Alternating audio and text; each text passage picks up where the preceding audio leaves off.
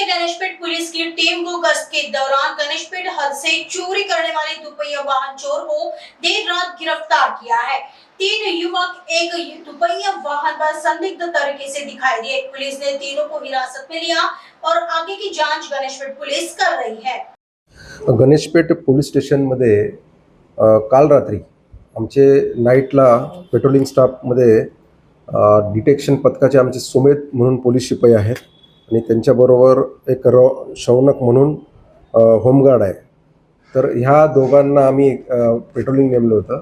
त्या दोघांनी रात्री 3:30 वाजण्याच्या सुमाराला 3 मुलांना एक स्प्लेंडर मोटरसायकल ढकलत घेऊन जाताना पाहिल्यावर त्यांनी त्यांना अडवलं आणि त्यांच्याकडे चौकशी केली। त्या चौकशीमध्ये त्यांनी थोडी उडवाउडवीची उत्तरं दिली। काही संशयास्पद त्यांचा आढळून आला की त्यांना त्या गाडीबद्दल सांगता येत नव्हतं। मग त्यांना पोलीस स्टेशनला इथं आणून व्यवस्थित इंट्रोगेट केलं असता त्यांनी ती जी गाडी आहे MH36M7691 ही स्प्लेंडरची गाडी आहे। ही गाडी त्यांनी अजनी पोलीस स्टेशन येथून बेलतोरडी पोलीस स्टेशन या ठिकाणावरून त्यांनी त्यांच्या त्या हद्दीतनं चोरल्याचं त्यांनी कबूल केलं।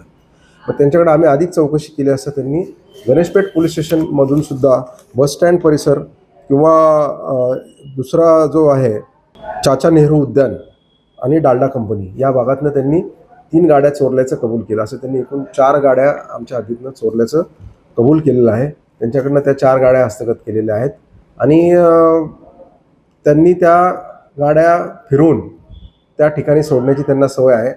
यामध्ये आरोपी 2 जे आहेत ते नाबालिग आहेत, म्हणजे विधी संघर्षित बालक आहेत आणि एक जो त्यांच्याबरोबरचा मोठा आहे तो नितीश सहदेव उफाडे म्हणून आहे।